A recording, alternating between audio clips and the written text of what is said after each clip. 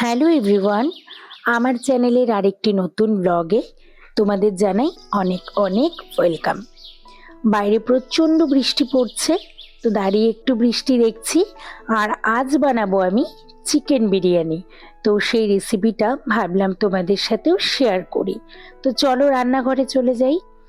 মাংসগুলোকে ধুয়ে রেখেছি, আর এদিকে আদা, রসুন, কাঁচা লঙ্কা, দারচিনি পেস্ট করে নিলাম। এখন মাংসের মধ্যে দিয়ে দিলাম সেই পেস্টটা, ফ্যাটানো টক দই, লবণ, ধনে গুঁড়ো, কাশ্মীরি লঙ্কার গুঁড়ো, আর দিয়ে দিব সর্ষের তেল আর বিরিয়ানির মশলা। ভালো মতো এগুলো সব দিয়ে ভালো মতো মেখে রেখে দিব 3-4 ঘন্টা।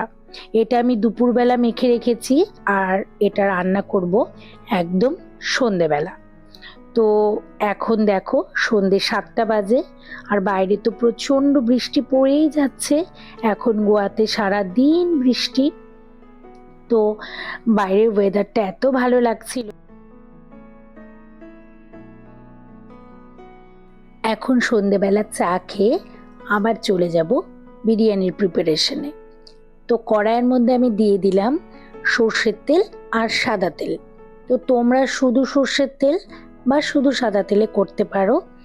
আর আমি একে একে দিয়ে দিলাম তেজপাতা, তারপর দারচিনি, লবঙ্গ, এলাচ, জায়ফল, জয়িত্রী, বড় এলাচ, তারপর সাজিরে আর কুচনো পেঁয়াজ।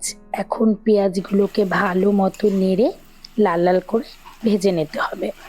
আর এদিকে দেখো যে মাংসটা একদম মেখে রেখেছিলাম, ওটার থেকে কিন্তু বেশ জল বেরিয়েছে, যেহেতু টক দই দিয়ে মাখা। আর তোমরা এরকম করে 3-4 ঘন্টা যদি এরকম মেখে রাখো না, তাহলে মাংসটার মধ্যে খুব সুন্দর একটা জুসি একটা টেক্সচার আসে, আর খেতে কিন্তু বেশ ভালো লাগে। তো এখন এই পেঁয়াজের মধ্যে দিয়ে দেব মাংসগুলো। আর এখানে কিন্তু আমি কোনো রকম এক্সট্রা জল ইউজ করব না, ওই মাংসের থেকে যে জল বেরিয়েছে সেটাই দিয়ে দিলাম। আর মাংসের থেকে তো আরও জল বেরোবে কষানোর সময়, তো তো সেই জলেই কিন্তু হয়ে যাবে। আর একদম আস্তে দিয়ে দেব, একদম ধীরে ধীরে এটা হতে থাকবে। তো বেশ ঢেকে ঢেকে আস্তে আস্তে ধিমি আছে এটাকে এখন কষিয়ে নেব। মাংসটাকে তো একদম ধিমি আছে কষাতে বসিয়ে দিয়েছি, এটা এখন হবে। ততক্ষণে আমি বেরেস্তার জন্য পেঁয়াজ কেটে নেব। একদম কুচি কুচি করে পেঁয়াজগুলো কেটে নেব। আর হচ্ছে আলু আর ডিম সেদ্ধ দিয়ে দেবো, কারণ হচ্ছে বাঙালিদের জন্য স্পেশালি বিরিয়ানিতে তো আলু মাস্ট। আর হচ্ছে ডিমটা খেতে ভালো লাগে বিরিয়ানিতে। তোমরা চাইলে ডিমটাকে স্কিপও করতে পারো, তবে যেহেতু নীল ভালোবাসে আমারও খারাপ লাগে না, ওর জন্য ডিম আর আলুটা এখন সেদ্ধ বসিয়ে দেবো। তো এইদিকে এখন পেঁয়াজগুলো কেটে নিই। কিছুক্ষণ পর দেখো কড়াইয়ের ঢাকা তুলে নিলাম, আর দেখো এত সুন্দর মাংসটার থেকে জল বেরিয়ে গিয়েছে। আর এখন কিন্তু মাংসটাকে নেড়ে ছেড়ে আবার ঢেকে দিলাম। আবার কিছুক্ষণ পরে ঢাকনা তুলে আবার একটু নেড়ে চেড়ে নেব। এরকম করে কিন্তু বেশ কয়েকবার মাংসটা ঢাকনা তুলে নেড়ে চেড়ে নিতে হবে। আর এদিকে আমি ডিম আলু তো সেদ্ধ করে নিয়েছি, সেটাকে লবণ হলুদ দিয়ে মাখিয়ে নিয়েছি। আর এদিকে বেরেস্তার জন্য কেটে নিয়েছি কুচি কুচি করে পেঁয়াজ। তো এখন ডিম আলুটাকে ভেজে নেব, বেরেস্তাটাকে ভেজে নেব ভালোভাবে। তো এখন দেখো কড়াইয়ের মধ্যে মাংসটা আবার একটু নেড়ে চেড়ে নিলাম, আর একটু দিয়ে দিলাম গরম মশলা। তো আবার একটু কষাবো এই মাংসটাকে। আর এদিকে দেখো আমি আরেকটা কড়াইয়ে বেরেস্তাটাকে তো ভেজে নিচ্ছি।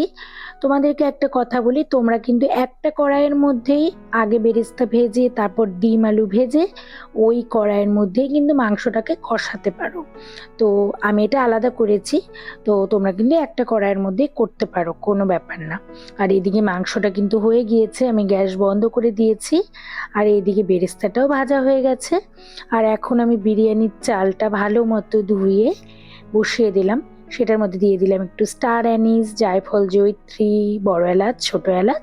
তোমাদের যা যা মশলা মনে হয় তোমরা বিরিয়ানির মশলা সবটাই দিতে পারো। তো আর এখন দেখো ডিম আর আলুটাকে আমি ভেজে নিচ্ছি। আর তোমরা ডিম আর আলুটাকে স্কিপও করতে পারো, আবার হচ্ছে এটাকে কিন্তু নাও ভাজতে পারো, নর্মাল সেদ্ধ ওটাও বিরিয়ানির মধ্যে দিয়ে দিতে পারো। তো আমি একটু হালকা করে ভেজে নিয়েছি একটু লবণ হলুদ দিয়ে, এটাই যা। তো এখন ডিম আর এই আলুটাকে একটু ভালো মতো ভেজে নিচ্ছি। আর এদিকে ভাতটা তো হচ্ছেই, তো ভাতটা হতে থাক। তার মধ্যে একটা জিনিস আমি যেটা করে নেব সেটা হচ্ছে একটা ছোট্ট বাটির মধ্যে নিয়ে নিয়েছি একটু ঘি আর একটু ফুড কালার। আর এটাকে এখন ওই গ্যাসের মধ্যে একটু বসিয়ে ঘিটাকে একটু গলিয়ে নেব যাতে ফুড কালারটার সাথে ভালোভাবে মিশে যায়। তো এই স্টেপটাকে তোমরা স্কিপও করতে পারো, ফুড কালার নাও দিতে পারো, আমি একটু দিয়েছি কালারের জন্য। আর এদিকে একটু ধনেপাতা কুচি করে কেটে নিয়েছি, আর নিয়েছি পুদিনা পাতা।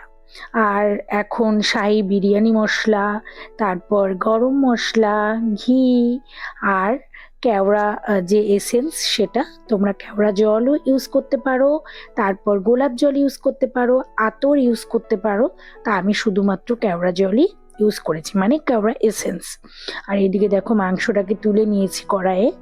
আর এখন একটা তাওয়ার মধ্যে, যেটার মধ্যে ধরো রুটি করা হয়, সেই তাওয়াটা গ্যাসের মধ্যে বসিয়ে একদম আস্তে দিয়ে দিয়েছি। আর যে কড়াইটার মধ্যে মাংস করেছি সেই কড়াইটা ধুইনি, ওই কড়াইয়ের মধ্যেই এখন একে একে দিয়ে দিলাম, নিচে একটু তেজপাতা ছড়িয়ে নিলাম, নিয়ে তারপর দিয়ে দিচ্ছি ভাত। তারপর তোমাদের ইচ্ছে মতো এই লেভেলগুলো লেয়ারগুলো তোমরা করবে। এখন আমি একটু দিয়ে দিলাম ঘি, একটু গরম মশলা, একটু বিরিয়ানি মশলা, একটু লবণ, তারপর সেই বেরেস্তা, মাংস, ধনেপাতা, পুদিনা পাতা, এরকম করে লেয়ারিং করব। তো তোমাদের যেরকম এক একটা লেয়ারে যেরকমভাবে সাজানোর তোমরা সাজাবে, সেটা একদম তোমাদের নিজস্ব, মানে সাজানোটা একদম নিজের ব্যাপার।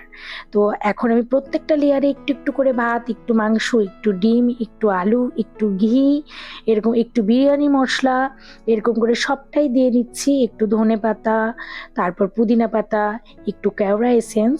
তো এই সবটাই আমি একদম টাইম ল্যাপসে ভিডিও করে নিয়েছি। তো একবারে ভালো মতো এখন একদম লেয়ারিং করে এখন ঢেকে দেব। আর তোমরা কিন্তু এই প্রসেসটা একটা বড় গামলার মধ্যে, মানে সসপ্যানের মধ্যেও করতে পারো। তো আমি করিনি, আমি কড়াইয়ের মধ্যেই করেছি। কারণ অনেক সময় না কি হয়, সেই বড় বড় গামলাগুলোর মধ্যে করলে না নিচে অনেক সময় লেগে যাওয়ার একটা চান্স থাকে। কারণ আমি একবার করেছিলাম এরকম, নিচে লেগে গেছিল, কারণ নিচ থেকে নাড়া যায় না যেহেতু। আর তোমার যদি মনে হয় যে এরকম করে কড়াইয়ের নিচে লাগতে পারে, তো তখন কিন্তু তুমি একটু নেড়েও দিতে পারবে। তার জন্য আমি কড়াইয়ে করাটাই প্রেফার করি। আর প্রচুর বেশি হলে তো গামলায় করতেই হবে, তো সেটা একদম ধীরে ধীরে একদম হবে। তো সেটা একটু সাবধানে করলেই হবে, আর কিছুই না। তো দেখো এখন অনেকক্ষণ পরে, বেশ 20 থেকে 25 মিনিট পর ঢাকনা তুলে নিয়েছি, আর বিরিয়ানি কিন্তু আমার একদম রেডি। তো এখন দেখো পাতায় বেড়ে নিচ্ছি, এখন বিরিয়ানি খাওয়ার পালা। তো খেতে কিন্তু দারুণ টেস্ট হয়েছিল। তো নীলও বলে আমার হাতে বিরিয়ানি বলে খুব টেস্ট। তো অনেকেই যারা খেয়েছে তারা বলে, তো তোমরাও বাড়িতে ট্রাই করো আর আমাকে জানিও কেমন লাগলো। টাটা।